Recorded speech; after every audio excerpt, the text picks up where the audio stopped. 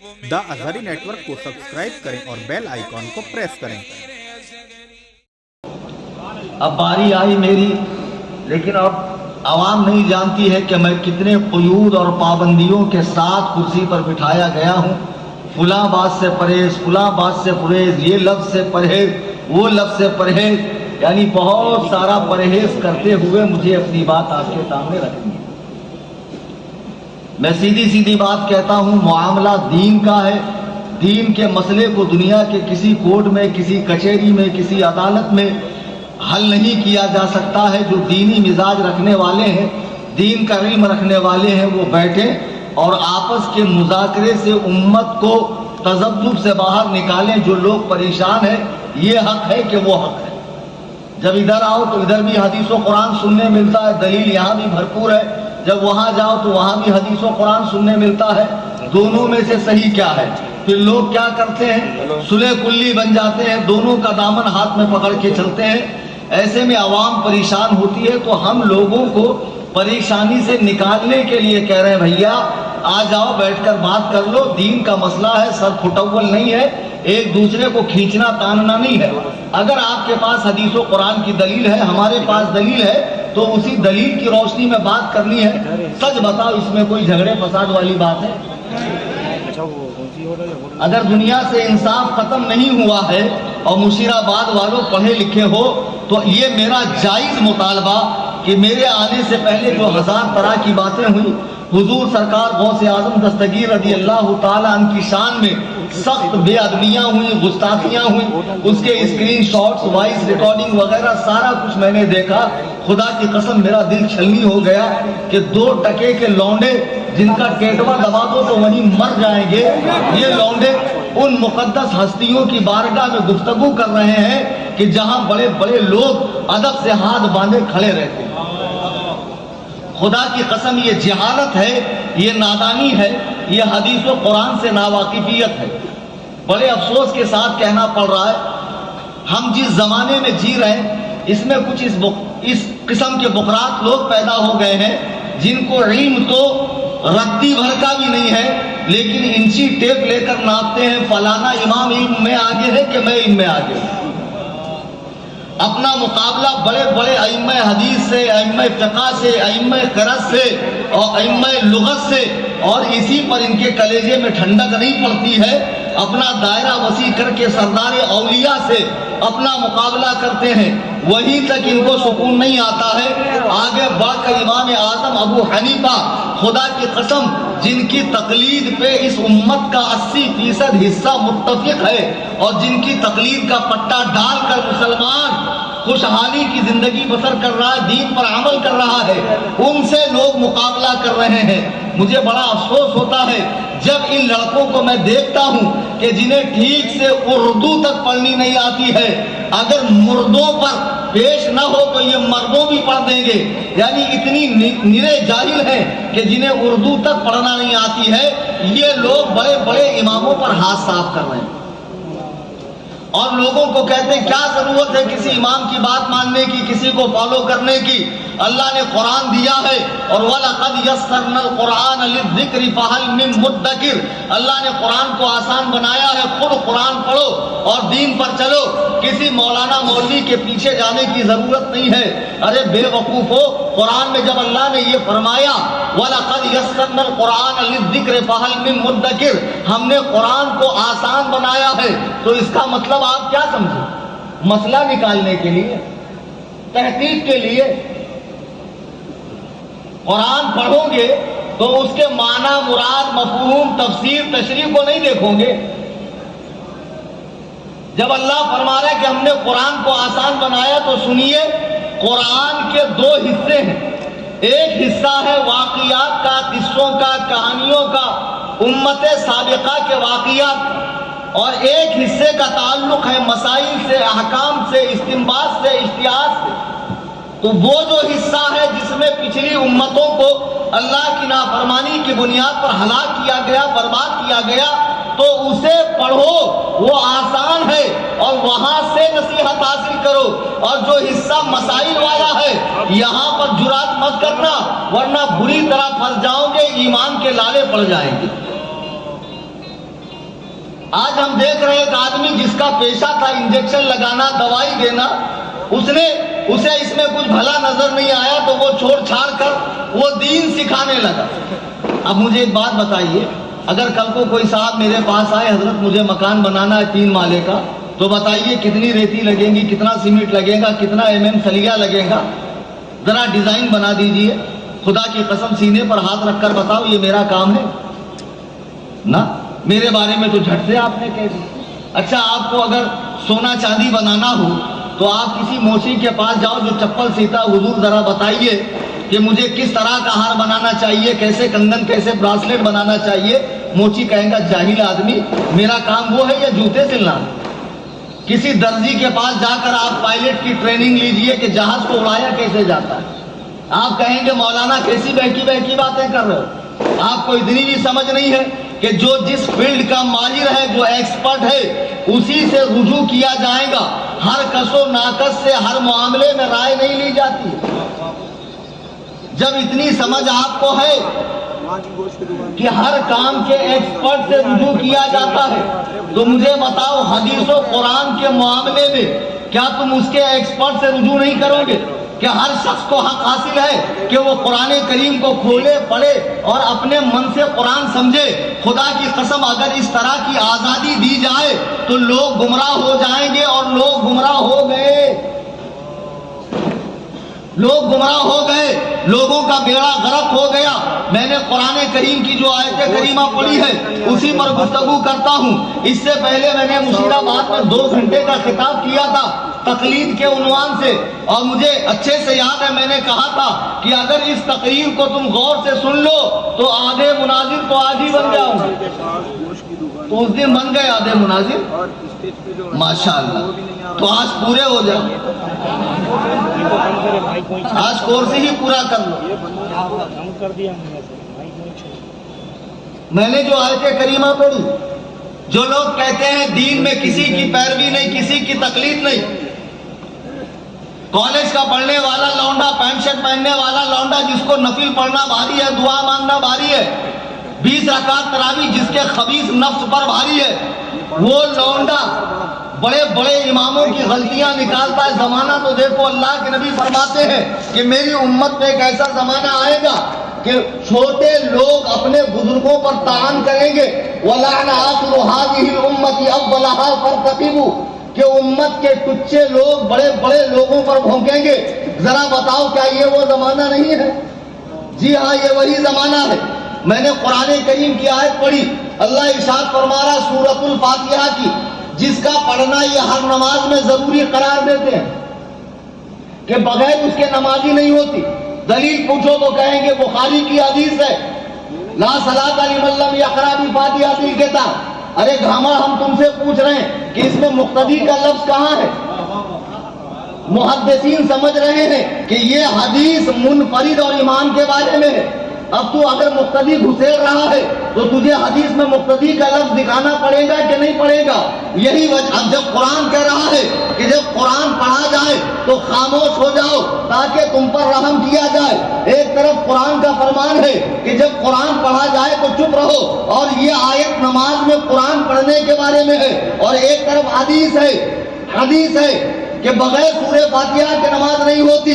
تو اب تم عام لوگوں سے کہو گے کہ کارپوریٹر صاحب آپ اپنا الیکشن کا کام دام چھوڑو اور یہ لو بخاری شریف اور یہ لو کتاب اللہ اور دونوں پڑھ کر ہمیں سمجھاؤ۔ وہ کہیں گے نہیں بھیا، یہ میرا کام نہیں، یہ عالم کا کام ہے۔ جب حدیث و قرآن میں ظاہری ٹکراؤ ہو تو اس ٹکراؤ کو کون دور کرے گا؟ اسلام 360 کہ عمران برادر صاحب، کہ جمائی صاحب، کہ بلیغ الدین صاحب، کون دور کرے گا؟ خدا کی قسم حدیث و قرآن کی گہرائی اور گہرائی اور رسول اللہ کی مراد اور اللہ کی مراد کو سمجھنا ہر کس و ناکس کے بس کا کام نہیں ہے۔ اس کے جو ایکسپرٹ پیدا کیے گئے انہوں نے سمجھا اور سمجھ کر حدیث و قرآن سے مسائل نکال کر کتابیں لکھ کر دنیا سے تشریف لے گئے۔ اب پوری امت انہی 4 اماموں میں سے کسی ایک امام کو فالو کرتی آئی ہے۔ یہ حیدرآباد کی سرزمین ہے، ایمانداری سے بتانا یہاں اسلام کب سے ہے؟ اور خدا کی قسم جب سے یہاں اسلام ہے تب سے یہاں حنفیت ہے یا نہیں ہے؟ یہ بات ایسی نہیں ہے جس میں خاموش رہا جائے، اس کو تائید کرنا پڑے گا آپ کو، تاکہ ان کچھ لوگوں کو جواب ملے جو 150 سال کے اندر ابھی پیدا ہوئے ہیں۔ حیدرآباد میں جتنی مسجدیں ہیں سب میں 20 رکعت تراویح ہوتی ہے یا نہیں ہوتی ہے؟ امام اعظم کے فقہ کے مطابق نماز ہوتی ہے یا نہیں ہوتی ہے؟ آج اہل حق پیدا ہو گئے مشیرآباد کے گلی کوچوں کے اندر، جنہوں نے ایک آفس کھول کر وہیں پر حدیث قرآن کو خود سے پڑھنا شروع کیا۔ اب یہ لوگ کہہ رہے ہیں اوریجنل دین ہمارے پاس ہے۔ ابے بے وقوف، دین اوپر سے نیچے آ رہا ہے کہ نیچے سے اوپر جا رہا ہے؟ جب سے حیدرآباد میں اسلام آیا، جب سے تلنگانہ میں اسلام آیا، خود تمہارے امام و پیشوا نواب صدیق حسن خان بھوپالی اپنی کتاب ترجمان وہابیہ میں لکھتے ہیں کہ صاحبوں، جب سے ہندوستان میں اسلام آیا تب سے یہاں پر مذہب حنفی کے ماننے والے صوفیاء، علماء، مشائخ اور بادشاہان آئے ہیں۔ اب ایک موٹا سا سوال میں آپ کو کرتا ہوں، ہندوستان میں ایک کتاب لکھی گئی جسے 500 علماء نے مل کر لکھا، آپ جانتے ہیں اس کا نام کیا ہے؟ پبلک بتائیں۔ مناظر آپ کو بننا نا، علماء سے میرا خطاب ہی نہیں، میں دیکھتے ہی نہیں کون ہے، کیا کر رہا، جگنو چمکا رہا کہ پڑیا کھا رہا، کیا کر رہا، میرا اوپر دھیان ہی نہیں رہتا۔ مناظر آپ کو بننا ہے، اور سنو یہ کچھ پڑھے لکھے نہیں ہوتے۔ میں نے آپ کو ان کی حقیقت کئی بار بتائی ہے، سوجا ہوا آدمی صحت مند نہیں ہوتا۔ غبارے میں سوئی ٹول دو، ساری ہوا نکل جائے گی۔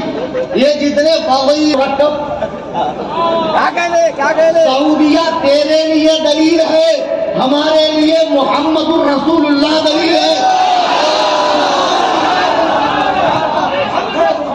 اور کہتا نہیں آپ حنفی ہیں، محمدی نہیں۔ کتنا پیار سے، کتنا محبت سے، سر پہ ہاتھ پھیر کے، پیٹھ پہ ہاتھ پھیر کے، پیٹ میں کا پانی نہیں ہلن دیتا، آفس میں لا کے بٹھاتا، چائے پیش کرتا، کافی پیش کرتا، انہیں بھی سوچتا ہو یار اماں میرے سے کیلے منگائے 1 درجن تو گنتے برابر لایا کہ نہیں لایا، انہیں کتنا پیار دے رہا میرے کو، کتنے محبت سے میا سے بٹھا رہا میرے کو، کتنا آرس چاو کر رہا میرا۔ لیکن اعلیٰ حضرت فرماتے ہیں یہ جو تجھ کو بلاتا ہے ٹھگ ہے، مار ہی رکھے گا۔ ہائے مسافر دم میں نہ آنا، مت کیسی مت والی ہے، سونا جنگل رات اندھیری چھائی بدلی کالی ہے، سونے والوں جاگتے رہیو چوروں کی رکھوالی۔ ابھی ریسنٹلی واقعہ دیکھے نا، کیا ہے میں بولوں گا کچھ نہیں، بہت پریشر ہے صاحب۔ میں ایک جگہ بس میں سفر کر رہا تھا، ایک صاحب تشریف لائے، بہت عظیم الجثہ، کثیر اللحیہ، طربہ بدن، اور اتنے توانا تندرست، اگر مینڈے ہوتے تو قربانی میں پہلی پسند ہوتی۔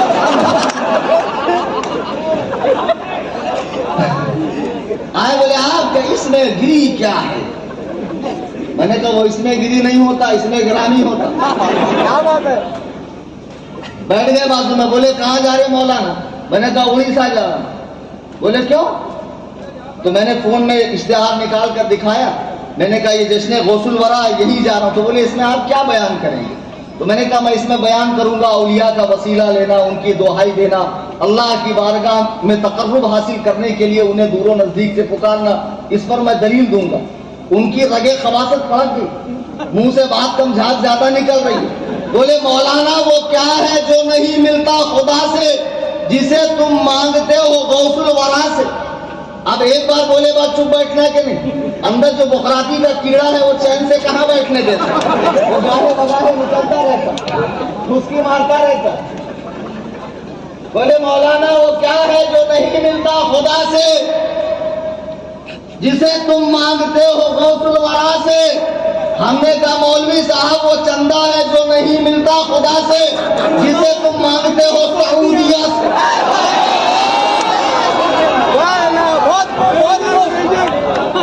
یا شاید سلمان المدد یا پولیس المدد، غوث کو پکارے تو شرک، تو سب کے پیر پکڑ لو، سب کو پکار لو جائز۔ بہرحال میں عرض یہ کر رہا تھا کہ اب یہ جو بڑی محبت سے بلا کر آپ کو بٹھاتا آفس کے اندر، میرے بھائی ارے وہ بن غنیت الطالبین کا حوالہ دیتے کہ غوث اعظم کی آپ پوری نگرانی کرتے ماشاءاللہ. وہ پائپ بنانے والا، پلمبر کا کام کرنے والا، گٹر صاف کرنے والا 10 بائی 10 کے کمرے میں بیٹھ کر پاکستان میں اپنی ویوشپ کے اوپر فخر کر رہا، میرے اتنے فالوور رہے، اتنے ویوز ہیں. میں سوچ میں پڑ گیا یا اللہ. بنگلور میں مناظرہ ہوا تھا تو وہ 3 مالے کی ٹوپی والا کیا لے کے آیا تھا، اور کبھی پلمبر صاحب ہمارے سامنے آئے تو کیا سلور بٹن لاتے،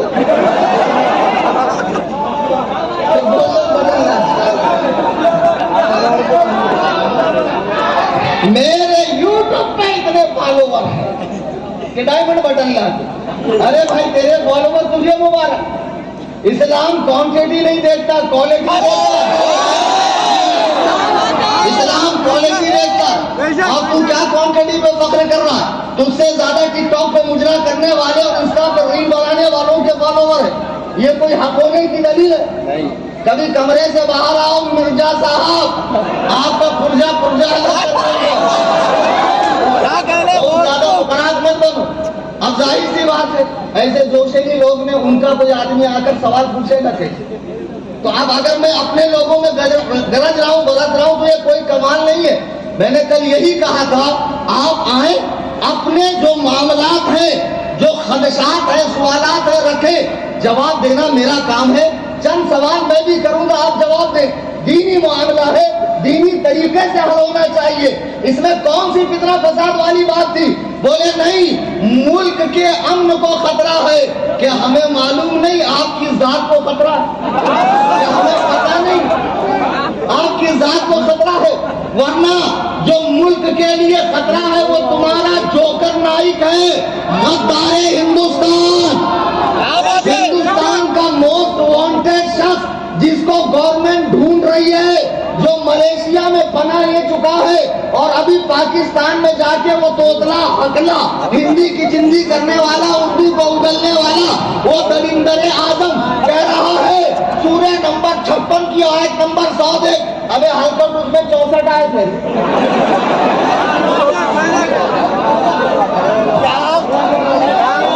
ایسے پناہی لوگ آئے بولے بھائی آمنا و صدقنا، دماغ کو ڈالا مار کے سمندر میں چابی پھینکتے. اماموں کے قول کو تو ویریفائی کرتے، چیک کرتے حدیث قرآن میں ہے کہ نہیں ہے. وہ توتلے کا بولے لا چیک نہیں کرتے. میں حکومت ہند سے کہوں گا خدا کی قسم، اگر مسلمانوں کے اندر بنامے کلمہ گو، بنامے مسلمان، اگر کوئی دہشت گرد ہے، کوئی ٹیررسٹ ہے، کوئی یہی وہابی دیوبندی ہے، یہ جماعت الدعوہ، یہ لشکر طیبہ، یہ سپاہ صحابہ، یہ حرکت المجاہدین اور یہ جتنے بھی ہیں لشکر جھنگوی وغیرہ، یہ سب وہابیوں کی تنظیمیں ہیں. اور خود ہی کہہ رہا، بولے ہم نے بولا پولیس والوں کو کہ وہ درگاہ والے ہم نہیں. جی ہاں ہم درگاہ والے، تو درگاہ والا.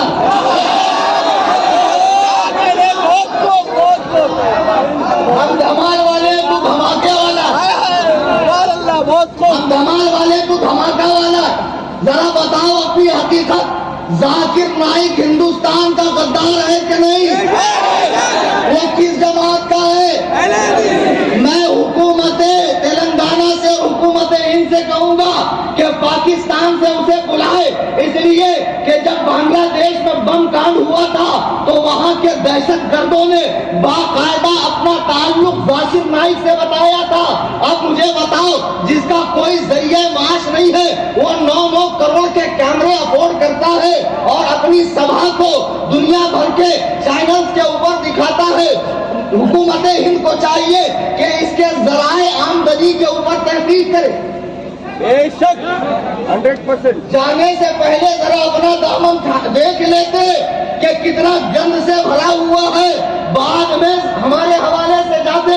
عزیزان گرامی وقار، آج کے اس جلسے کا میں نے عنوان یہی رکھا تھا کہ جو لڑکے ناواقفی سے حدیث و قرآن کو خود سے پڑھ رہے ہیں، بڑوں کا دامن چھوڑے بنا وہ گمراہیت کے دلدل میں جا رہے ہیں. اور اسی کے بارے میں نے کہا تھا بھائی اگر کوئی دلیل آپ کے پاس ہے تو مجھے آ کر دکھا دو، میں بھی دکھاتا ہوں کہہ رہے ہیں کہ بھائی آپ بڑے پیر کی 11ویں کرتے ہیں، تو بڑے پیر تو رفع دین کرتے تھے کہ نہیں کرتے؟ پکی بات نا؟ ماشاءاللہ جی، تو آپ کیوں نہیں کرتے ہو؟ آپ ان کے مرید ہو، ان کی نماز تو رفع الیدین والی تھی، آپ کی کیوں نہیں؟ تو سنو، بڑے پیر طریقت میں ہمارے امام ہے، شریعت میں نہیں۔ شریعت میں ہمارے امام اعظم ابو حنیفہ ہے، اور انہوں نے رفع الیدین کو کی حدیث کو منسوخ قرار دیا ہے اور اس کا منسوخ ہونا بتایا ہے، اور رفع الیدین کا دوام ان کے نزدیک ثابت نہیں ہے، اس لیے ہم رفع الیدین نہیں کرتے۔ تو یہ بتاتے ہیں کہ بنیۃ الطالبین میں رفع الیدین کی دلیلیں ہیں، تو بنیۃ الطالبین میں تو اور بھی بہت کچھ ہے۔ بنیۃ الطالبین میں یہ نہیں ہے کہ شیطان کو اللہ تعالیٰ نے 2 رانوں پر، سیدھی ران پہ مرد کا عضو خاص دیا ہے اور الٹی ران پہ عورت کا عضو خاص دیا ہے، وہ دونوں سے جفتی کرتا ہے اور 7 انڈے پیدا کرتا ہے ہر دن، تو اس میں سے ایک انڈا پھوٹتا ہے جس کا نام ہے حدیث والا۔ جی ہاں، بنیۃ الطالبین اٹھا کرتے، حدیث نام ہے اس انڈے کا، اس میں سے ایک شیطان کا پلہ نکلتا ہے اور نمازیوں کے نماز میں وسوسے ڈالتا ہے۔ یہاں کئی کو باندھا رہے بھائی، یہاں باندھ، پیروں میں اتنا فاصلہ کیوں رکھا؟ خوب فاصلہ رکھ، بنا سورہ فاتحہ کے نماز مت پڑھ، آمین زور سے چلا۔ اس کا کام ہی ہے نمازیوں کے نماز میں خلل ڈالنا، وسوسے پیدا کرنا۔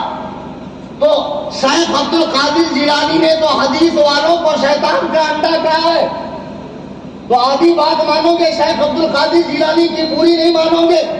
اور سنو، پھر لے کے جائیں گے آفس میں بڑے پیار سے، محبت سے، میرے بھائی ماشاءاللہ آپ کو نماز کی عادت ہے، نمازی آدمی ہے آپ، اور لیکن ایک بات یہ بتائیے کہ جیسی نماز آپ پڑھ رہے ہیں ایسی کہیں کتاب و سنت میں ہے؟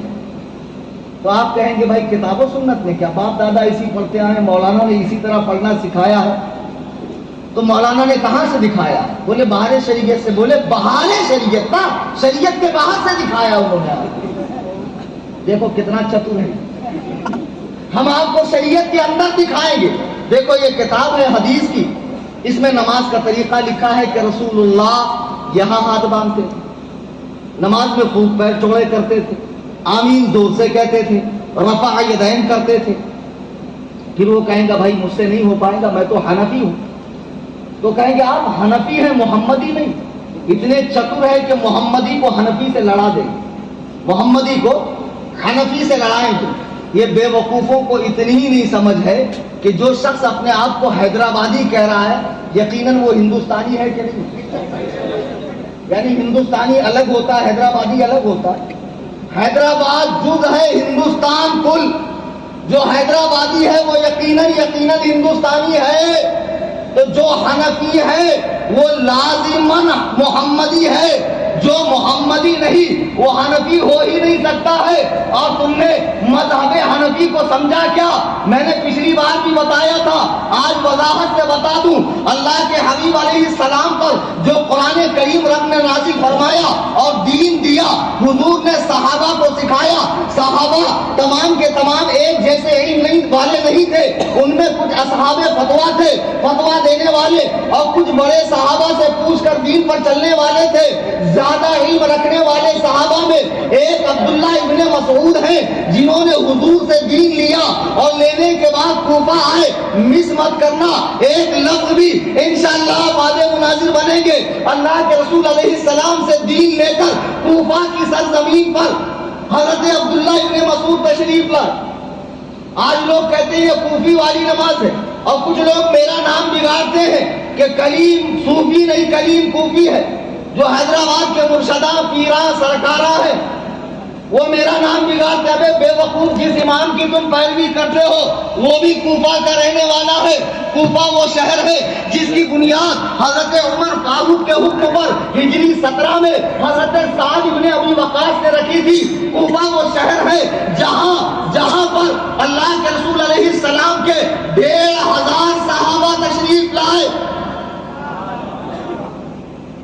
حضرت ابو بکر نے اللہ کے رسول نے مدینے میں مثال فرمایا جیسے ایک شخص نے مسجد کا کام شروع کیا، ابھی ایک دیوار اٹھائی تھی، انتقال ہو گیا، آگے کا کام اس کا بیٹا کرتا ہے، اگر کام رہ جائے یہ بھی انتقال کرے، آگے کا کام اس کا بیٹا کرتا ہے۔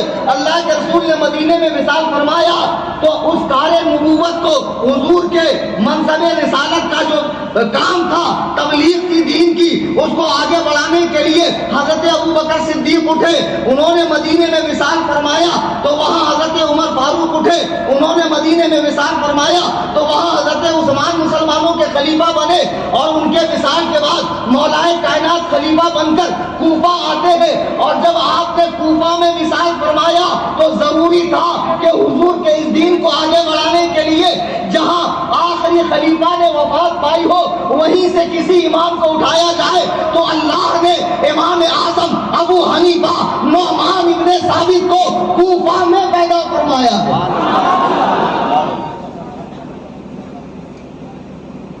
کوفہ وہ شہر ہے جہاں 1500 صحابہ تشریف لائے۔ حضرت عبداللہ ابن مسعود نبی سے علم لے کر کوفہ آئے تو کوفہ میں ان کے ایک شاگرد ہیں علقمہ، نبی کے شاگرد عبداللہ ابن مسعود، عبداللہ ابن مسعود کے شاگرد علقمہ، علقمہ کے شاگرد ہیں ابراہیم نخعی، ان کے شاگرد ہیں حماد، ان کے شاگرد ہیں امام اعظم ابو حنیفہ۔ اور جب امام اعظم نے حدیث و قرآن سے 12,93,000 مسائل نکالے تو ان مسائل کو جمع کرنے والے کون ہیں؟ الفقہ الاکبر میں امام محمد بن حسن شیبانی، امام اعظم کے شاگرد۔ کیا سمجھے آپ؟ آج جو کہتے ہیں تم حنفی ہو محمدی نہیں، ان گدھوں کو بتاؤ کہ فقہ حنفی شروع بھی محمد سے ہے اور ختم بھی محمد پر ہے۔ محمد الرسول اللہ سے شروع ہے، ان کے شاگرد عبداللہ ابن مسعود، ان کے شاگرد علقمہ، ان کے شاگرد ابراہیم نخعی، ان کے شاگرد حماد، ان کے شاگرد امام اعظم، ان کے شاگرد محمد بن حسن۔ تو یہ فقہ حنفی شروع سے آخر تک فقہ محمدی ہے۔ اب تو اعتراض کرے گا ایسے لوگوں کے سامنے جن کو بیچاروں کو حدیث و قرآن کی خبر ہی نہیں، وہ جواب کیا دیں گے؟ اسی لیے میں نے کہا تھا میں آ رہا ہوں، مجھ سے بات کرو۔ کیا غلط کہا میں نے؟ لیکن خوف اتنا، ڈر اتنا کہ ملک کو خطرہ ہو جائے۔ اس میں ملک کو خطرے والی کیا بات ہے بھائی؟ مسلمانوں اب تو سمجھو کہ یہ جو لونڈے ہیں، شریر لونڈے، جن کی پیدائش حیدرآباد میں اگر میچ ٹو میچ میں کہوں تو 50-100 سال سے اوپر کی نہیں ہے۔ دین حیدرآباد میں صدیوں سے ہیں، سینکڑوں سالوں سے، لیکن اہل حدیث ابھی یہ کیڑے مکوڑوں کی طرح نکل رہے ہیں جو اپنے آپ کو اہل حدیث کہہ رہے ہیں، اور تقلید کا انکار، بڑے بڑے اماموں کی امامت کا انکار، مذہب کا انکار۔ قرآن میں اللہ نے صاف فرمایا اہدنا الصراط المستقیم، اے اللہ چلا ہمیں سیدھا راستہ، صراط الذین انعمت علیہم۔ کیا آپ نماز میں یہ آیت نہیں پڑھتے؟ اس کا مطلب کیا ہے؟ اے اللہ چلا ہمیں سیدھا راستہ، ان لوگوں کا راستہ جن پر تیرا انعام ہوا۔ افسوس نماز میں تو دعا مانگ رہے ہو کہ اللہ سیدھا انعام یافتہ لوگوں کا راستہ چلا، اور جیسے ہی نماز پڑھ کر آئے اپنی کینسر زدہ زبان سے بڑے بڑے اماموں اور ولیوں پر ٹھوک رہے ہو۔ بے وقوفوں جو پڑھ رہے ہو اس پر غور تو کرو۔ قرآن نے تقلید کی 2 قسمیں بیان کی ہے، ایک تقلید محمود اور ایک تقلید مذموم، اچھی تقلید اور بری تقلید۔ تو بری تقلید سے تو ہم بھی روک رہے ہیں۔ کیا مولانا عثمان نے کہا نہیں کہ صرف نسبتیں مت دیکھو، جبہ قبہ اور کپڑوں کا کلر مت دیکھو، تسبیح کے دانے مت دیکھو، اگر بارگاہ رسالت میں، بارگاہ صحابہ و اہل بیت میں صحیح ہے تو ایسے کے دامن کو تھامو ورنہ چھوڑ دو۔ تو بروں کے پیچھے چلنے سے تو ہم بھی روک رہے ہیں۔ قرآن نے کہا اہدنا الصراط المستقیم، اے اللہ چلا ہمیں سیدھا راستہ، صراط الذین انعمت علیہم، ان کا راستہ جن پر تیرا انعام ہوا۔ کیا اس آیت سے بڑوں کے پیچھے چلنا ثابت نہیں ہو رہا؟ پیچھے والوں اس مسئلے میں کوئی اختلاف ہے آپ کا؟ کیا اس آیت کریمہ سے اماموں کی تقلید ثابت نہیں ہو رہی ہے؟ اب ایک صاحب کہیں گے ہم نے مان لیا، اور ایک صاحب نے کہا بھی، لیکن بولے اس میں کہاں لکھا امام ابو حنیفہ کے پیچھے چلو؟ ان کا نام آیا ہے۔ تو میں نے کہا بابو نام نہیں آیا، لیکن امت کے بڑے حصے نے جن کو اپنا امام مانا ہے، اجماع ہو گیا، مان لو۔ بولے ایسے کیسے مان لو، مجھے قرآن میں نام دکھا دو۔ میں نے کہا شادی ہوئی؟ بولے جی ہاں الحمدللہ شادی ہوئی، 4 بچے ہیں۔ میں نے کہا تیری عورت کا نام قرآن میں آیا ہے؟ بولے جورو کا نام قرآن میں آیا، اس سے شادی کر۔ بولے ویسا کیسا، قرآن میں صرف نکاح کا حکم ہے، اب جورو تو مجھے چننا ہے، تو قرآن میں نکاح کا حکم ہے، جورو چننا تیرے ماں باپ کا کام ہے، اتنا برابر سمجھتا۔ قرآن میں ہے اطیعوا اللہ و اطیعوا الرسول و اولی الامر منکم، اللہ رسول کو فالو کرو اور علماء کو فالو کرو۔ عبداللہ ابن عباس فرماتے وہ اولی الامر منکم سے مراد علماء ہے، بادشاہ نہیں ہے، علماء ہے، علماء۔ اب بادشاہ بھی علماء کے تابع ہوتے ہیں، علماء سے پوچھ کر وہ سیاست کریں گے۔ اب قرآن نے کہا امر والوں کی، علم والوں کی اطاعت کرو، اب قرآن نام لیتے بیٹھے گا؟ تو اب امت نے 4 علم والوں کو چن لیا، الیکشن بھی ہو گیا، سلیکشن بھی ہو گیا، الیکشن بھی ہو گیا، سلیکشن بھی ہو گیا، اور بڑی تعداد نے امام اعظم کو مانا۔ یہ امت کا اجماع ہے اور اجماع کو ماننا پڑے گا۔ اللہ پاک قرآن میں فرما رہا ہے غیر سبیل المؤمنین نولہ ما تولی ونصلہ جہنم وساءت مصیرا، جو مسلمانوں کے راستے سے الگ راستہ چلے۔ موٹی سی مثال لے لو، مشیر آباد میں کتنی مسجدیں؟ کتنی ہے بھائی؟ 7-8 ہیں۔ اہل حدیثوں کی کتنی ہے؟ 2۔ اب پورے حیدرآباد میں اگر دیکھا جائے 1000 مسجدیں حنفیوں کی، 4-5 ان کی۔ اب بتاؤ اللہ نے اتنی بڑی جنت یہی دھتورے لوگوں کے لیے بنائی ہے، یہی پاجامہ لوگوں کے لیے بنائی ہے؟ 150 سال کے اندر پیدا ہو کر دعوے ہمدانی، حدیث و قرآن کے ناجائز قبضہ، اہل الحدیث ہم ہیں۔ تو کہے کا اہل الحدیث ہے؟ اہل حدیث کا مطلب پتا ہو تو مجھے بتا دے، خدا کی قسم اس کے وزن کے برابر میں اس کو 100 ریال دوں۔ میں صرف بڑی بڑی باتیں نہیں کر رہا، اگر تم واقعی میں اہل الحدیث کا مطلب بتا دو، اور جب مطلب جانو گے نا شرم آئیں گی، یہ میں کہاں سے ہو گئے، یہ تو میں تھا ہی نہیں، میں تو پھوکڑ کا جو ہے وہ مخمل میں ٹاٹ کا پیون تھا، زبردستی کا گھسنے کی کوشش کر رہا تھا۔ اہل الحدیث یا اصحاب الحدیث اس جماعت کو کہتے ہیں جس کو 1,00,000 حدیثیں سند و متن کے ساتھ یاد ہیں۔ کتنی؟ اس کو دادا کے اوپر کے باپ کا نام معلوم ہے؟ بتاؤ جس کو اپنے 4 پیڑھی اوپر کے باپ دادا کا نام نہیں معلوم، وہ زبردستی کا ہلدی لگا کے پیلا ہو رہا بیگانے کے شادی میں عبداللہ دیوانہ، بے وقوف۔ اہل الحدیث جب بھی کہا گیا ہے وہ اہل علم کا ایک طبقہ ہے، کوئی فرقہ نہیں۔ جیسے اہل القرآن، اب ایک جماعت اہل قرآن بن گئی، کہ حدیث میں ہمارا نام ہے، نبی نے فرمایا اہل قرآن وطر پڑھو۔ ارے بے وقوف، نبی نے صحابہ سے کہا کہ اے اہل قرآن وطر پڑھو، یعنی اے کثرت سے قرآن پڑھنے والوں وطر پڑھو۔ اہل قرآن اور اہل حدیث یہ مسلمانوں کے 2 علمی طبقے کا نام ہے، جنہوں نے قرآن کی تدوین کی، قرآن پر اعراب لگائے، قرآن کے گرامر کو ٹھیک کیا، قرآن کریم کے قرأتوں کو مقرر کیا، اس کی رکعات کو طے کیا، اس کے پاروں کو ترتیب دیا، قرآن کو پڑھایا، اس کے ترجمے کیے، اس علمی جماعت کا نام اہل قرآن ہے۔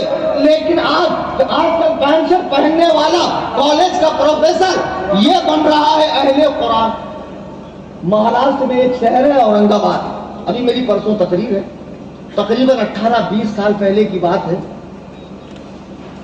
مجھے پھینکنے کی عادت نہیں ہے، وہ تمہارے حیدرآباد کے جوکر کی طرح، میں وہاں گیا انہیں میں کو ملا، اس کو سری کا ملتے سے رہتا، اس سری کا کوئی نہ کوئی ملتا، کیا تو بھی اٹکا تو بولے میں نے پیپسی پیا تو برگر کھایا تو پیزا کھایا. پوری تقریر میں حدیث قرآن کچھ نہیں ملے گا تم. اب جو واقعہ مولانا منصور علی خان رحمۃ اللہ علیہ نے 50 سال پہلے بتایا وہ جوکر اب اپنے نام سے جوڑ رہا. بتاؤ کیسے کیسے دھتورے لوگ ہیں یار.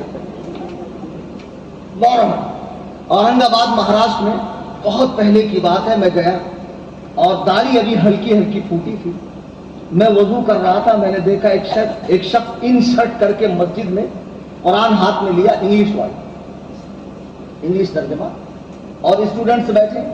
بولے سب مولویوں کے چکر میں نہیں پڑنے کا, ایسا فالتو لوگ ہیں, یہ الجھاتے ہیں, یہ چاہتے ہیں کہ تم انہی کے پیچھے رہو, ڈائریکٹ حدیث قرآن پڑھو گے تو ان کے نذرانے شکرانے سب بند ہو جائے. ڈائریکٹ حدیث قرآن پڑھو, دین کو سمجھو. اب مجھے رہا نہیں گیا, میں اندر گیا اور میں نے کہا پروفیسر صاحب میں آپ سے ایک سوال کرنا چاہتا ہوں. بولے کیجیے.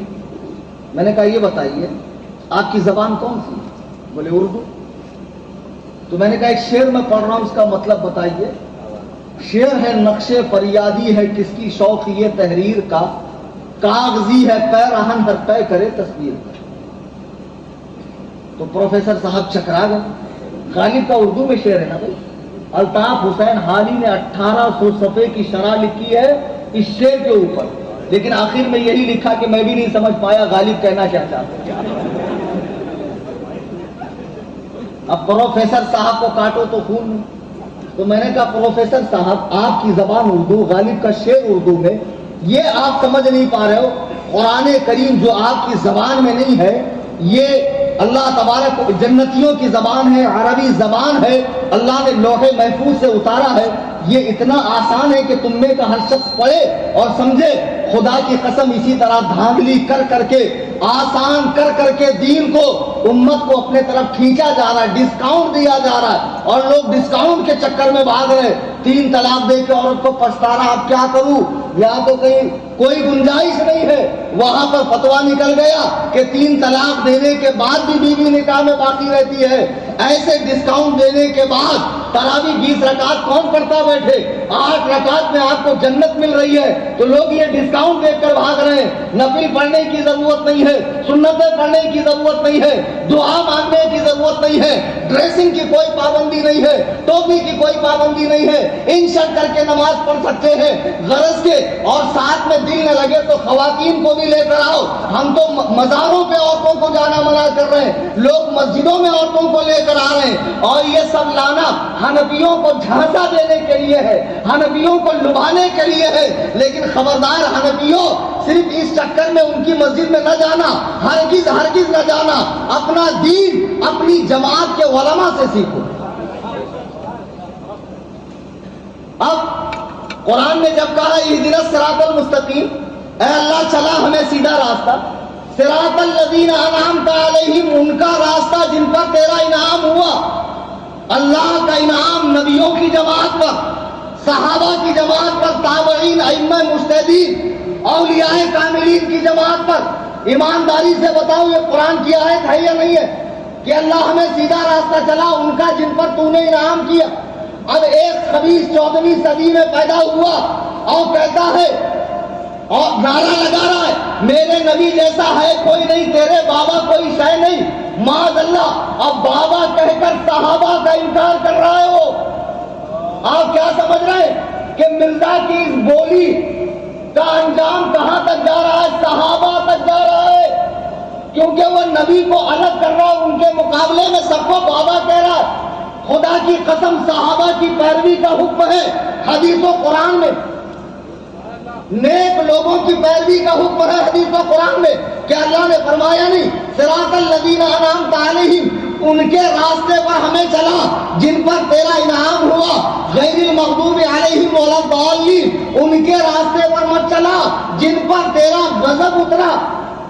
ہم بھی کہہ رہے کہ گمراہوں کی تقلید مت کرو. آپ تقلید سے روک رہے ہو, ہم گمراہوں کی تقلید سے روک رہے. ہم کہہ رہے ہیں ہم اندھے ہیں, امام آنکھ والا ہے, ہم ان کے پیچھے چل کر جنت تک پہنچیں گے. اور تم خود بھی اندھے, تمہارا امام بھی اندھا. جہاں وہ جائے گا وہاں تم جاؤ گے. میں نے حدیث پاک پڑھی صحیح بخاری کی. یہ جو لونڈے آج کل پیدا ہوئے ہیں بہت زیادہ بکرات.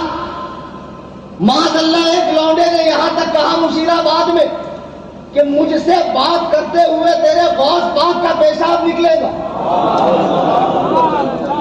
بطور ثبوت وہ چیز موجود ہے یہاں پر. سوچو جب مجھے یہ چیز دکھائی گئی میرا دل کیا کہاں ہوگا میرے دل نے. ان کی ہمتیں دیکھو کہ ان کی ہمتیں بڑھ کر اتنی ہو گئی کہ بزرگوں کے حوالے سے یہ اس طرح کی زبان سچ فرمایا اللہ کے نبی نے. صحیح بخاری کی حدیث ہے. بہت بخاری بخاری بخاری کرتے ہو نا, درود پاک پڑھیں.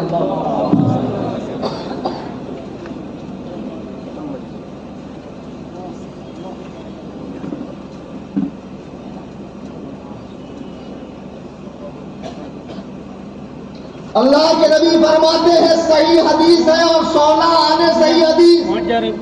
عبداللہ ابن عمرو ابن عاص. اب ایک بھامڑ مجھ سے مناظرہ کرنے آیا, جلدی کی بات ہے, تو آنے کے بعد کہتا ہے وہ فلاں کتاب نکالیے اس کے اندر حدیث ہے. میں نے نکال دی. اب اس کو پڑھے نہیں آیا, عمر کے آگے واو آتا ہے, عربی میں آتا ہے نا مولانا عثمان صاحب. اب یہ پڑھ رہا, امرو پڑھوں کہ عمرو پڑھوں کہ پڑھوں کیا. تو مجھے بولتا ہے یہ کیا ہے ذرا بتانا. میں نے کہا دیکھ, جس کے امام کا تو انکار کر رہا ہے اس کے مقلد سے پوچھ رہا ہے کہ یہ کیا. عربی پڑھنی نہیں آتی ہے, ذرا لاؤ ان کو میرے سامنے. ایسا دھوتو بیٹے, جب پیدا ہونے تو رونا ہے گا میں کئی کچھ پیدا ہوں. سلندر منحوس خبیث, منہ دیکھ تیرا ذرا. حرام خور کو دیکھے تو 3 ٹائم کا کھانا نہیں ملتا, اور بڑے بڑے اماموں کے بارے میں یہ زبان چلا رہا ہے. دیکھو اللہ کے نبی فرماتے ہیں حضرت عبداللہ ابن عمرو ابن عاص جب عربی میں عمر کے آگے واو آئے تو اس کو عمرو پڑھتے ہیں. کیا پڑھتے ہیں؟ ہاں سمجھے, سیکھ لو. پڑھنا تو آتا نہیں, چلے مناظرہ کرنے کے لیے. حضرت عبداللہ ابن عمرو ابن عاص کہتے ہیں اللہ کے نبی نے فرمایا کہ قیامت کے قریب اللہ تعالی ایسا نہیں کرے گا کہ علم کو سینوں سے کھینچ لے. یعنی رات میں کوئی عالم سویا ہو صبح جاہل اٹھے گا, ایسا نہیں.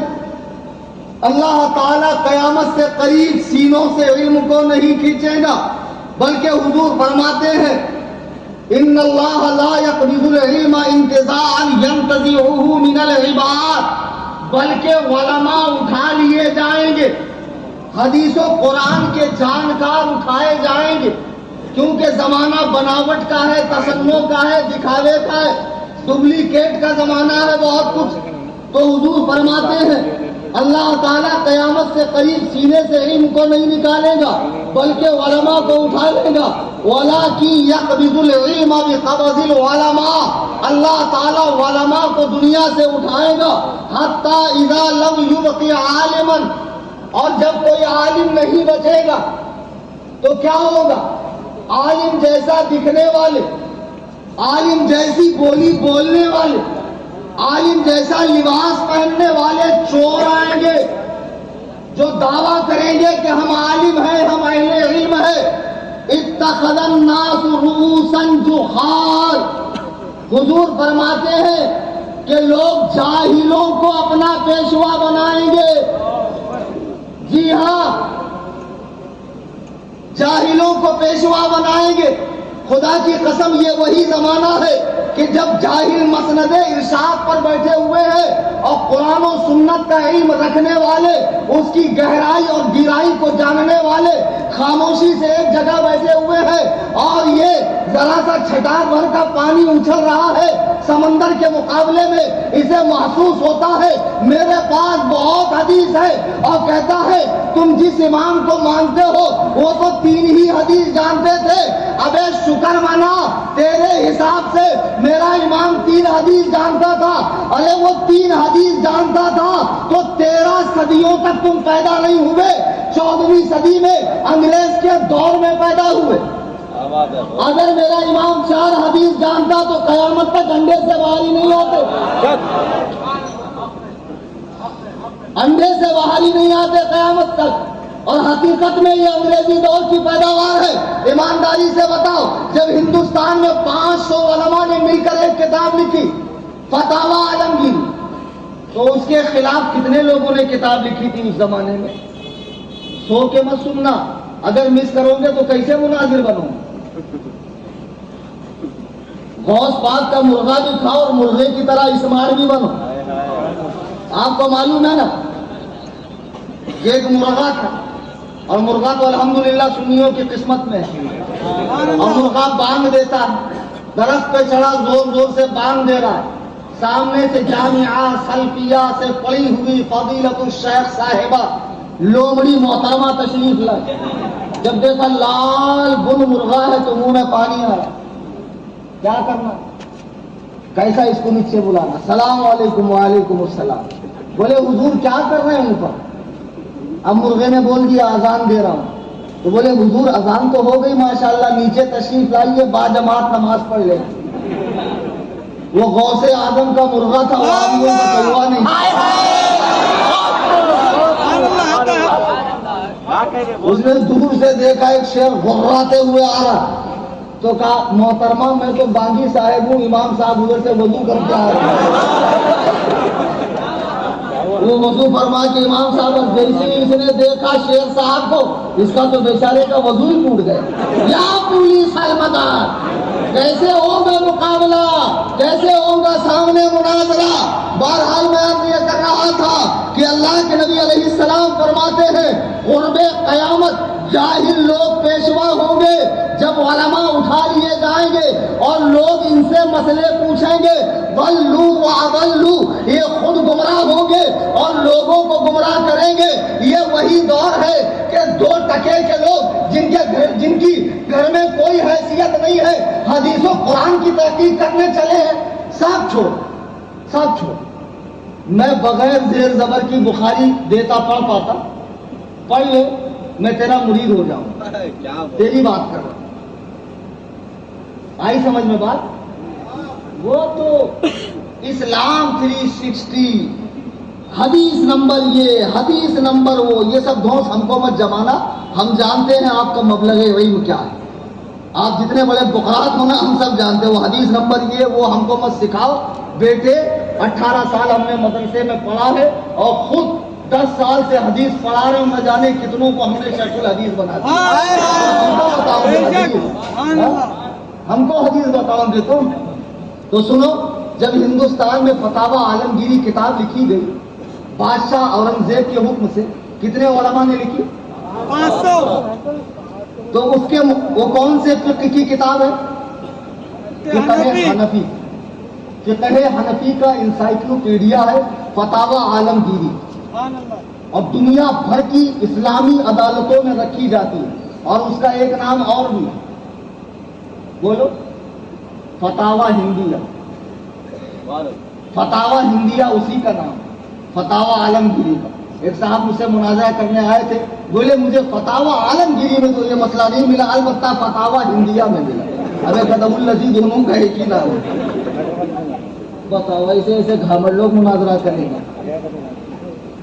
تو جب یہ کتاب لکھی گئی فقہ حنفی کی، تو اس دور میں کوئی غیر مقلد تھا جس نے اس کتاب کے رد میں ایک چھوٹا سا رسالہ لکھا ہو؟ کہتے حدیث قرآن کافی ہے، اللہ نے 2 ہاتھ دیے، ایک سے حدیث پکڑو، ایک سے قرآن، 2 کان دیے، ایک سے حدیث سنو، ایک سے قرآن، 2 آنکھیں دیے، ایک سے حدیث دیکھو، ایک سے قرآن، 2 پیر دیے، ایک سے قرآن کی طرف چلو، ایک سے حدیث کی طرف۔ تو زبان تو ایک ہی دی اللہ نے، اس کا کیا کرنا؟ اماموں پہ بھونکنا، اماموں پہ بھونکنے کے لیے دی ہے۔ تو اب بتاؤ، جب فتاوی عالمگیری لکھی گئی ہندوستان میں 300-350 سال پہلے، اس وقت بھی ان کا وجود نہیں تھا۔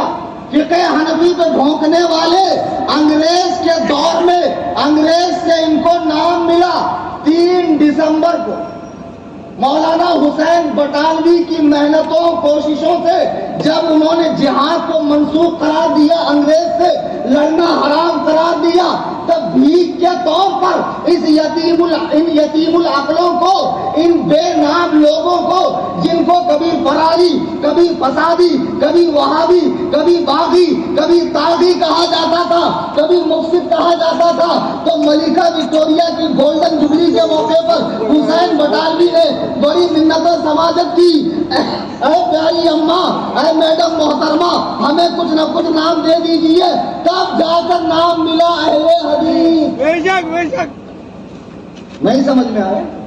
پوری ذمہ داری سے بول رہا ہوں، لائیو چل رہا ہے، پوری ذمہ داری سے بول رہا ہوں، حوالہ دینا میرا کام، ثبوت دینا میرا کام۔ تم تو خالی مرغا کھاؤ، 11ویں کرو، مست رہو، کوٹے تو عالم کوٹے، پیٹے تو عالم پیٹے، ٹینشن مت لو، میرا کام ہے حوالہ دینا۔ تو 3 دسمبر کو ان کو نام ملا اہل حدیث، اور انگریزی گورنمنٹ کے دفتر میں اس فرقہ لامذہب کو جو زور زور سے مسجدوں میں آمین چلاتا تھا، ان کو اہل حدیث نام دیا گیا۔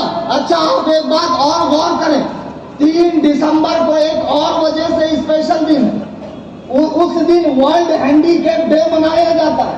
جو لوگ ہاتھ پیر سے للے ہپائی گئے، ٹیڑھے میڑے ہیں، ان سے ہمدردی کا دن۔ تو جو دن اپاہجوں سے ہمدردی کا تھا، اسی دن دماغ سے پینل لوگوں کو نام ملا۔ پکی بات بول رہا ہوں، سچی بات۔ پیدا ہوئے انگریز کے دور میں اور چلے ہاتھ صاف کرنے کے لیے اوپر، ہم وہاں سے ہیں، ایسا کیسے؟ گلاب جامن کھاتے کیا ہے اس میں؟ گلاب ہے کہ جامن؟ ہماری نام ہے بھائی، گلاب ایک پھول ہے، جامن ایک پھل ہے، دونوں میں سے کچھ ہے۔ ویسے ان کا صرف نام ہے اہل حدیث، نہ یہ اہل ہے نہ ان کے پاس حدیث، صرف نام اہل حدیث۔ بڑے میں لکھے نام محمد فاضل، تم فاضل نام تو کوئی بھی رکھ سکتا ہے، تو نام رکھنے سے فاضل ہو جائے گا؟ کچھ آنا جانا بھی تو چاہیے۔ فضیلت الشیخ صاحب، ہم جانتے نہیں آپ کا مبلغ علم کیا ہے۔ اس ہندوستان میں اسلام آیا صوفیاء کے ذریعے، اولیاء کے ذریعے، بادشاہوں کے ذریعے، اور انہوں نے یہاں خدمتیں کی، دارالحدیث بنائے، مسجدیں بنائی، مدرسے بنائے، اسلام کو فروغ دیا۔ خدا کی قسم، جب سے ہندوستان میں اسلام آیا، حنفیت کے ساتھ آیا ہے، غیر مقلدیت کے ساتھ نہیں آیا ہے۔ غیر مقلدیت کا فتنہ تو انگریزی دور اقتدار میں پیدا ہوا ہے، پیدا انگریز کے دور میں ہوئے ماڈرن لوگ، اور حال دیکھو، چھاتی تان کر زبردستی نبی کے زمانے سے اپنا رشتہ پھیلا رہے ہیں۔ تم فرقہ ہو، تم جماعت نہیں ہو۔ نبی نے جس جماعت کو فرقہ ناجیہ کہا ہے، وہ اہل سنت و جماعت، نبی کی سنت اور صحابہ کے اجماع پر چلنے والی، جسے اس زمانے میں مسلک اعلیٰ حضرت کہا جاتا ہے، وہ سارے دنوں کی جماعت۔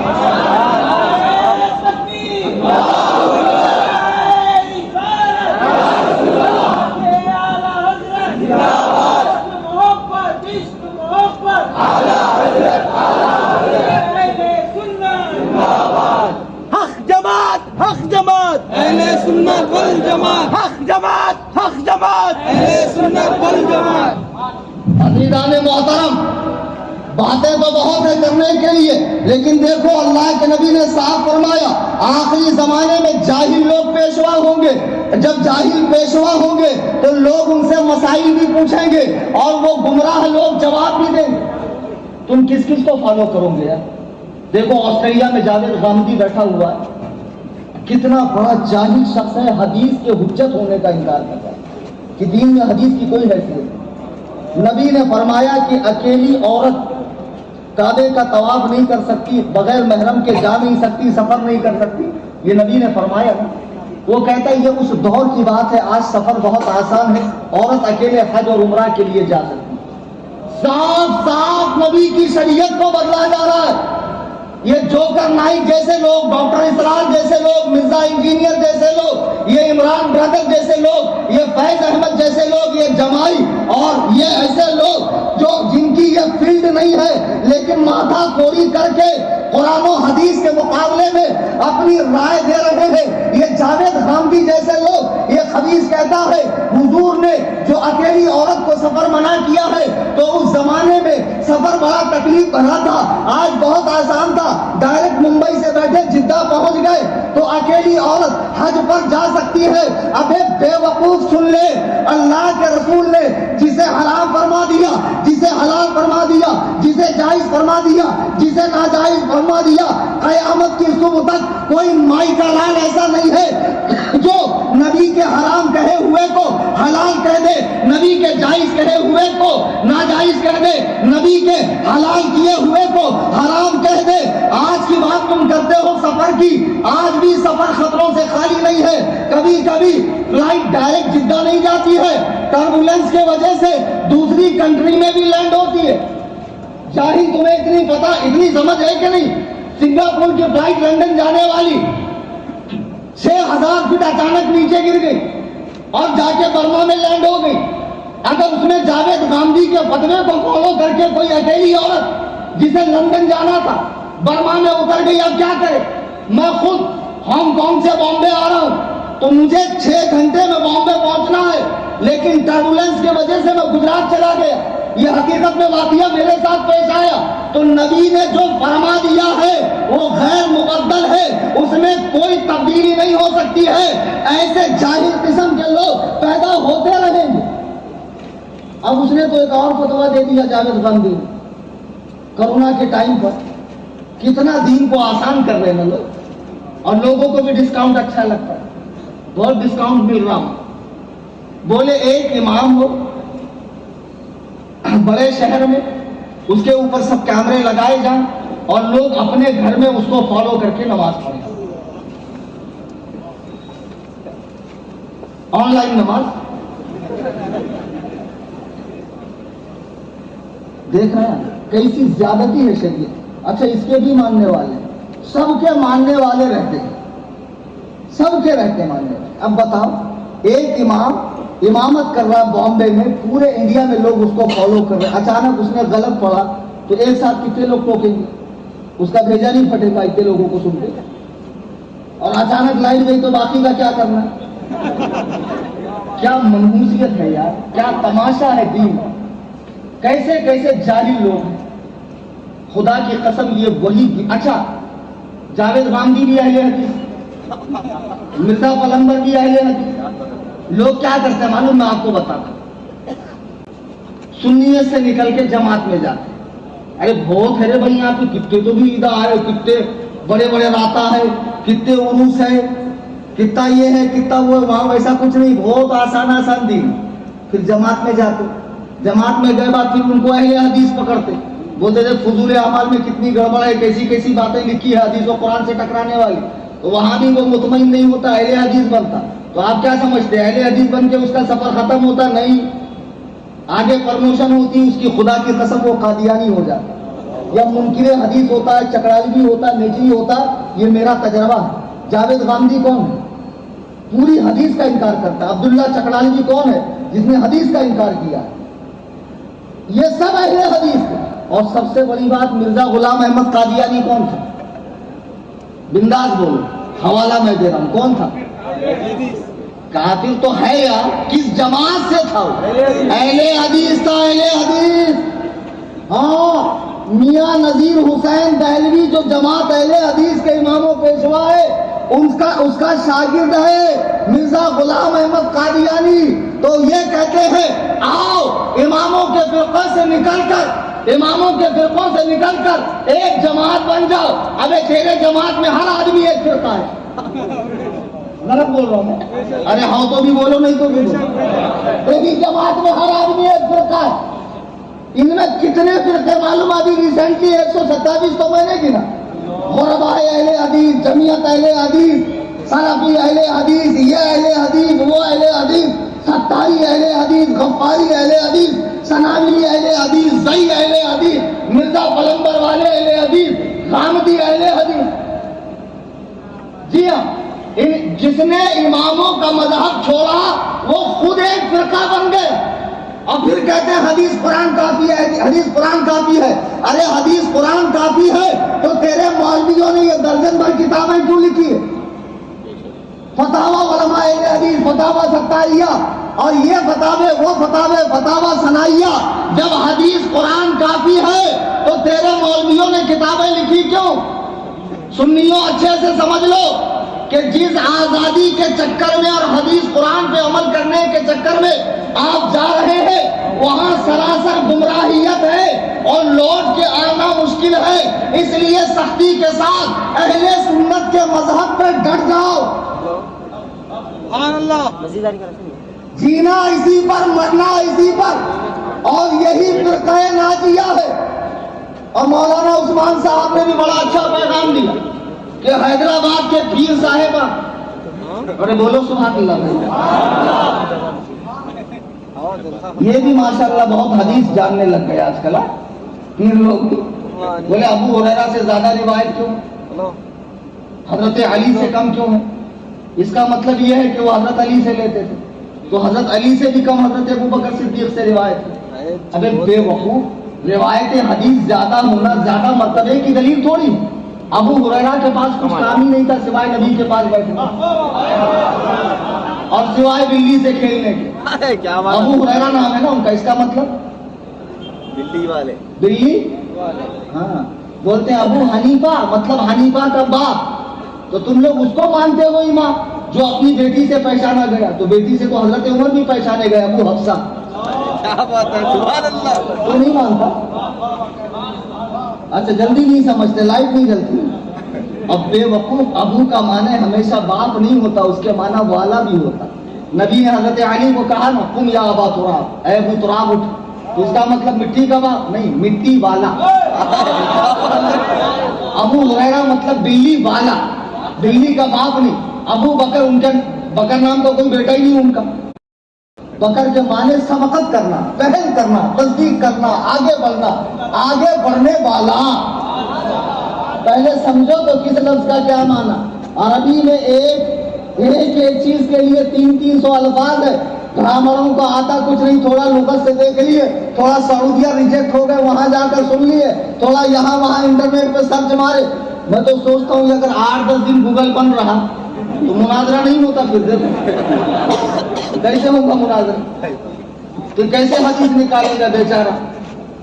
اصلی والی تو پڑھے آتی نہیں ہے بغیر زیر زبر کی، وہاں تو دست لگ جاتے، کیا لکھے والا ہے بھائی؟ امرو لکھے لا ہے کہ عمر لکھے لا؟ ہاں زیر پڑھنا، زبر پڑھنا، علی پہ کیا پڑھنا؟ جس کو علی کا نام پڑھنا نہیں آتا وہ حرام خور علی والا بن رہا۔ کیا کہہ رہے، بہت خوب۔ جس کو علی کا نام پڑھنا نہیں آتا وہ علی والا بن رہا ہے۔ اور ایسے ہی یہ جھوٹے مولائی جو مولائے کائنات کی طرف اپنی نسبت کر کے صحابہ پر بھونک رہے، خاص طور سے حضرت امیر معاویہ پر، کہتے ہیں معاویہ نام کا معنی بڑا برا ہے۔ میری ایک بات سمجھ میں نہیں آتی، ایمانداری سے بتانا حیدرآباد والوں جتنا مجمع یہاں بیٹھا، حضور علیہ السلام کے ہاتھ پر حضرت امیر معاویہ نے اسلام قبول کیا نا؟ ٹھیک ہے تم ان کا اسلام نہیں مانتے اور ہمیں تم سے کوئی غرض نہیں، مگر یہ تو مانتے ہو نا کہ امیر معاویہ نے نبی کا زمانہ پایا، اور تم خود کہتے وہ طلقاء میں سے ہے، فتح مکہ کے بعد اسلام لائے، مطلب نبی کو دیکھا نا، نبی سے ملے نا۔ تو حضور کی ایک عادت کریمہ تھی، صحیح بخاری کی حدیث ہے کہ حضور برے ناموں کو بدل کر اچھا نام رکھتے۔ ایک عورت سرکار کے پاس آئی جس کا نام آسیہ تھا، تو اللہ کے نبی نے اس کا نام بدلا، فرمایا انتی جمیلہ، تو خوبصورت ہے۔ حضور کی عادت کریمہ تھی برے نام کو بدل کر اچھا نام رکھنے کی۔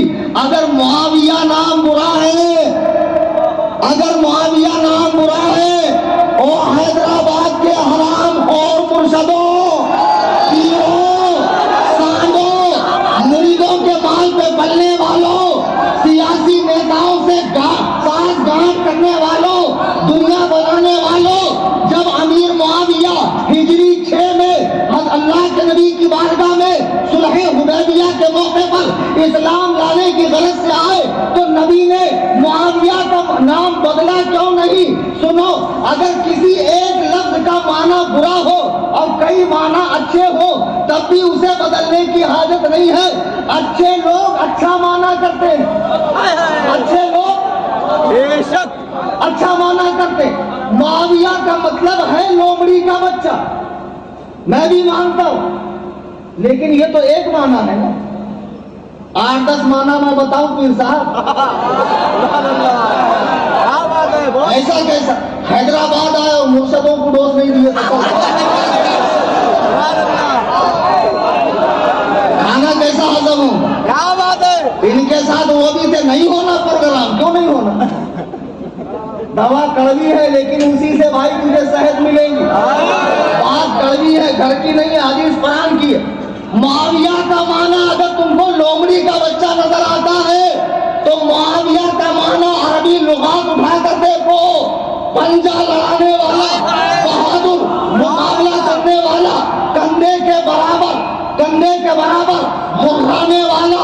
اور علامہ منظور افریدی فرماتے ہیں معاویہ لسان العرب کتاب کا نام ہے، سرچ کرو نیٹ پر، فرماتے ہیں معاویہ اس ستارے کا نام ہے جب آسمان کی وسعتوں میں رات اپنی زلفوں کو پھیلاتی ہے، اور جب رات کی رخصتی کا وقت ہوتا ہے وہ اپنی زلفوں کو سمیٹنے لگتی ہے تو ایک ستارہ چمکتا ہے۔ صبح کے وقت جب کتے زور زور سے بھونکتے ہیں اس ستارے کا نام معاویہ ہے۔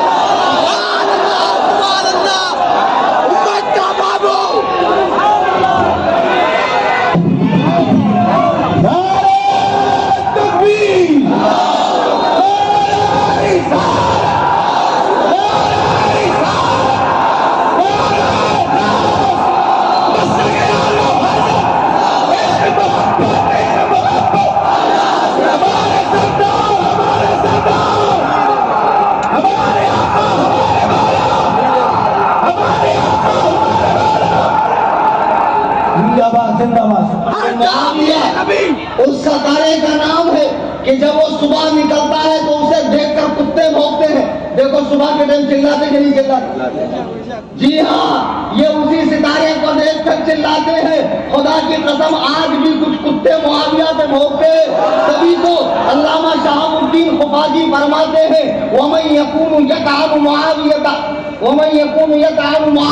فَذَلِكَ قَلْبٌ مِّن كَلَامِ الْحَاوِيَةِ، جو امیر معاویہ پہ طعن کرے وہ جہنم کے کتوں میں سے ایک کتا ہے۔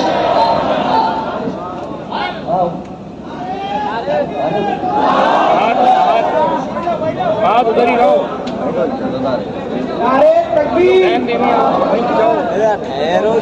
بیٹھو قریب سے جاؤ، ادھر جاؤ،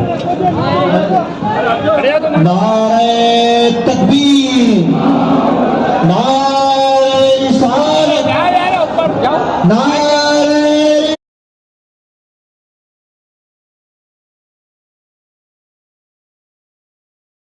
رسالت، اوپر جاؤ، نعرہ رسالت، مسلک اعلی حضرت، بول کے جا، عشق محبت حضور شہباز دکن، چمل گلی گلی، شہزادے جانشین شہباز دکن، جانشین شہباز دکن، غازی اہل سنت، مجاہد اہل سنت، نعرہ تکبیر۔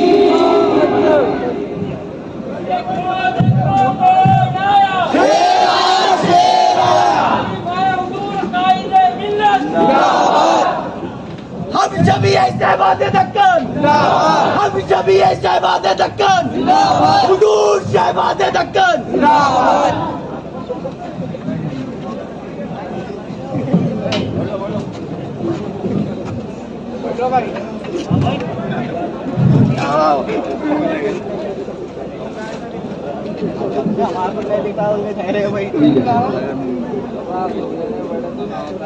آپ آواز بلند درود پاک پڑھیں اللہ۔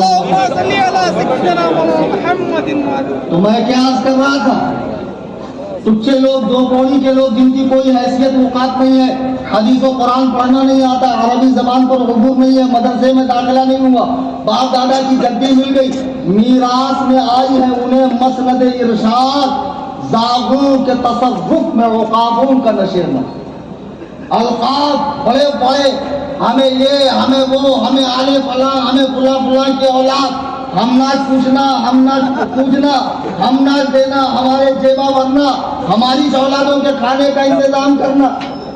کیسا دلیندر پیر ہے؟ مرید کی دنیا آخرت بنانے کے بجائے اپنا سوچتا. تیرا پیٹ ہے کہ عمرو عیار کی زنبیل جتا ڈالو، جاتا جاتا. بہت بڑی لینا بینک ہے بھائی، بہت بڑی بھائی. تو پیر صاحب کیا فرماتے؟ بولے معاویہ نام کا مطلب لومڑی کا بچہ. اب میں نے آپ کو معاویہ کے کتنے معنی بتائے؟ 7-8 معنی بتائے. تو ان پر غور کیوں نہیں کیا؟ حضور کی عادت کریمہ تھی برے نام کو بدل کر اچھا نام رکھنے کی. جیسے سرکار مدینے میں آئے تو مدینے کا نام یثرب تھا اور لوگ بیمار بہت ہوتے تھے، سرکار نے بدل کر اس کا نام مدینہ رکھا. علامہ عبدالحق محدث دہلوی فرماتے ہیں اگر کوئی مدینے کو یثرب کہے تو اسے کفارے کے طور پر 10 مرتبہ مدینہ کہنا پڑے گا. اپنے اسلامی بھائیوں کی طرح مدینہ مدینہ مدینہ مدینہ 10 مرتبہ کہنا پڑے گا. اب دیکھو سرکار نے شہر کا نام بدلا یا نہیں بدلا؟ سرکار کے سامنے عورت آئی، آسیہ نام تھا، حضور نے فرمایا انتی جمیلہ، تو خوبصورت ہے. سرکار نے بدلا یا نہیں بدلا؟ اگر معاویہ نام میں خرابی تھی تو سنو، معاویہ نام میں خرابی تھی تو جب حضرت امیر معاویہ حضور کی بارگاہ میں آئے، نبی نے نام بدلا کیوں نہیں؟ باقی کیوں رکھا؟ اور پیر صاحبوں ذرا ہوش کے ناخن لو اور اپنی اوقات میں رہو. یہ جاہل مریدوں پہ دھول جمانا ہم پر نہیں. ہم تمہارا مبلغ علم بھی جانتے ہیں اور تمہاری آخری اولاد بھی جانتے ہیں. پیر صاحب ہمارے سامنے دھول مت جمانا. اچھا چلو، ان کے نام میں خرابی تھی. علامہ ابن حجر عسقلانی الشافعی رحمہ اللہ مذہب شافعی کے بہت بڑے عالم ہیں. وہ اپنی کتاب الاصابہ فی تمییز الصحابہ، کتاب کا نام پڑھنے میں ٹیڑے ہو جائیں گے پیر صاحب تم، بغیر زیر زبر کا ہے. دیکھو پھر تفسیر درر منصور سے آتا تو سین سے لکھیں گے. پھر آپ امرو میں واو آتا ہے، امرو پڑھنا کہ امر پڑھنا، حالت خراب ہو جائے گی. جاؤ ڈھنگ سے پہلے پڑھو، بعد میں ہم سے بات کرنا. بقرات کہیں کہ ہم نے تمہاری طرح نذرانے شکرانے اور مریدوں کی جیبوں پہ نظر رکھ کر عزت نہیں کمائی ہے. یہ فقیر کلیم حنفی خالی حیدرآباد میں غرہ نہیں رہا ہے، بمبئی ہو، ہندوستان کا کوئی چپا ہو، الحمدللہ 11 کنٹری میں اسی شان کے ساتھ میں تقریر کرتا ہوں اور بوانگے دول کہتا ہوں، سب ہوں عبید رضوی، میں بہت آگے سے میرے بھاگتے ہیں شیر ببر بھی.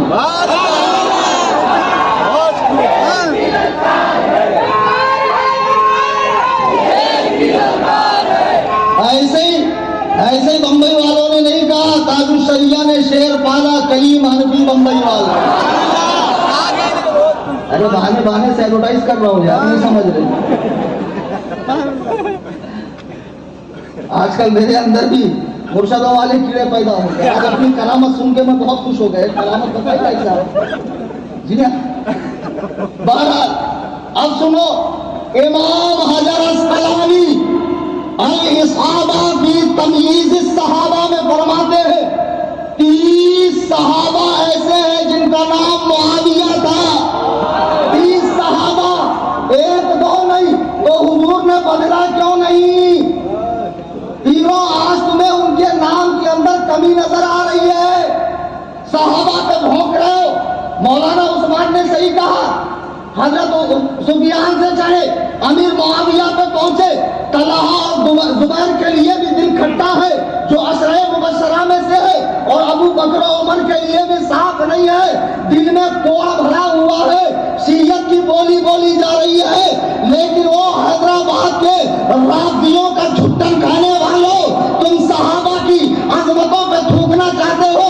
صحابہ اس بلندی کا نام ہے، اگر اس پر کوئی تھوکے تو اس کا اپنا منہ گندا ہوگا. صحابہ کی شان میں فرق نہیں آئے گا. آؤ قرآن اٹھا کر دیکھو، اللہ ارشاد فرما رہا ہے والعادیات ضبحا. کیا مطلب اس کا؟ قرآن کی سورہ نمبر 100 صحابہ کو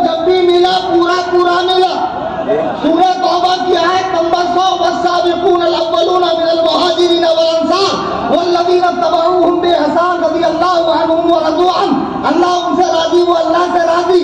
یہ آیت سورہ توبہ میں 100 نمبر کی ہے. اور جب صحابہ کی دوسری جگہ تعریف کی تو سورہ نمبر 100 دیکھ لو. والعادیات ضبحا، صحابہ کے گھوڑوں کے ہانپنے کی قسم. اللہ تعالی صحابہ کے گھوڑوں کے ہانپنے کی قسم یاد فرما رہا ہے.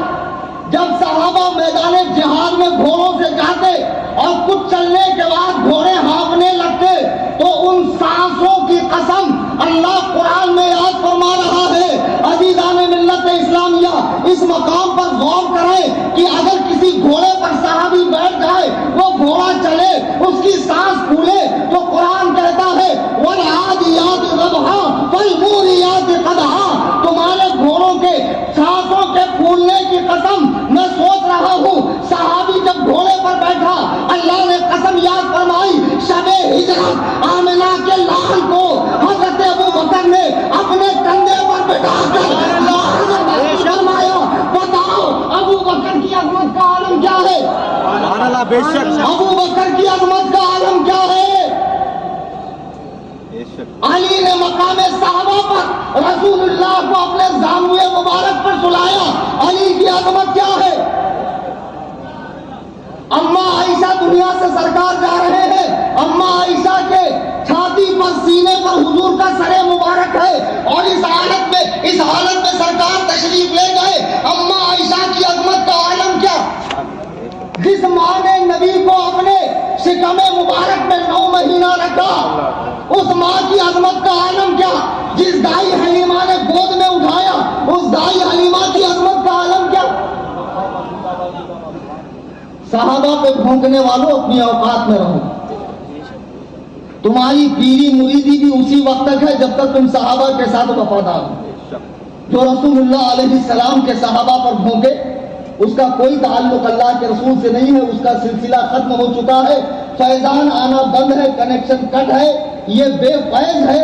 اس کے پاس دنیا تو ملے گی، دین نہیں ملے گا.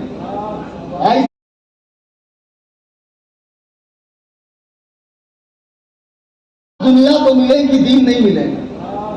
آئی سمجھ میں بات؟ تو ان سے بھی ہوشیار رہو. اور یہ جو 2 ٹکے کے مجتہد لوگ پیدا ہو گئے ہیں، پاجامہ قسم کے لوگ، آدھی رات کو اٹھ کر تحقیق کرتے ہیں بخاری میں ہم نے نہیں دیکھا، سعودی میں ہم نے نہیں دیکھا، فلانی جگہ ہم نے نہیں دیکھا. تو ان محققوں سے بھی دور رہو. تو میں نے آنے سے پہلے جو کہا تھا وہ بس اتنی سی بات تھی کہ میں آ رہا ہوں. اگر تم میں کا کوئی شخص کھڑے ہو کر سوال کرنا چاہتا کر سکتا ہے. Most welcome. اگر ہم لوگ ڈرنے والے، دبنے والے، جھجکنے والے، بھاگنے والے ہوتے تو اتنے ڈیری کے ساتھ بولتے. ہمارے امام نے دلائل کے میدان میں ہمیں اتنا مضبوط کیا ہے.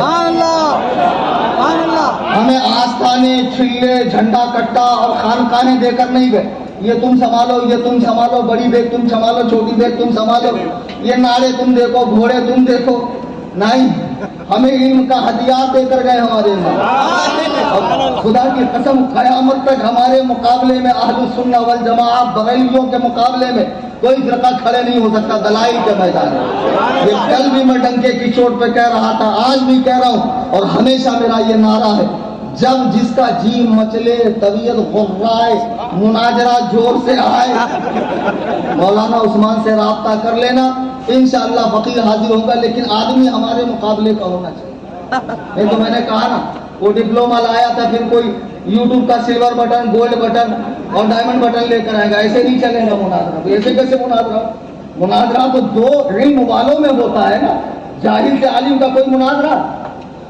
حضرت شیخ سعدی فرماتے ہیں عالم اور جاہل رات بھر بحث کریں گے تو جیتے گا جاہل. امام شافعی فرماتے ہیں جب میں نے عالموں سے مناظرہ کیا ہے میری جیت ہوئی، اور جب میں نے جاہلوں سے مناظرہ کیا ہے مجھے ہار کا منہ دیکھنا پڑا. اس کے لیے کوئی لمٹ نہیں رہتی نا، وہ کہیں بھی نکل جاتا. وہ بھینس کے ناک میں نہیں ہوا بھری تو کیسا ایسا منڈی ٹیڑھا کر کے بھاگتی، کدھر بھی نکل جاتی. تو وہ حال ہے جاہلوں. اب عالم کے لیے ایک دائرہ ہے، دلیل دینے کی ایک خاص جگہ ہے، وہیں سے وہ دلیل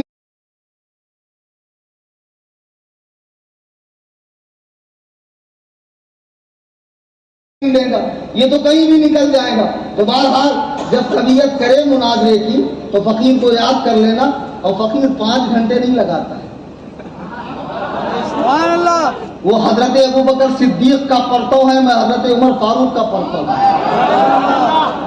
فٹافٹ ایک دم آر پار، زیادہ لمبا چوڑا پروگرام ہی نہیں۔ نکو بھائی اتنا کون جھیلتے بیٹھے؟ آئی سمجھ میں باتیں تو بہت ہیں، اور جتنی بات ہے اتنا وقت نہیں ہے۔ شہزادے سرکار شہباز دکن تشریف لا چکے ہیں، اور سبحان اللہ مقدس بارگاہوں کا فیض لے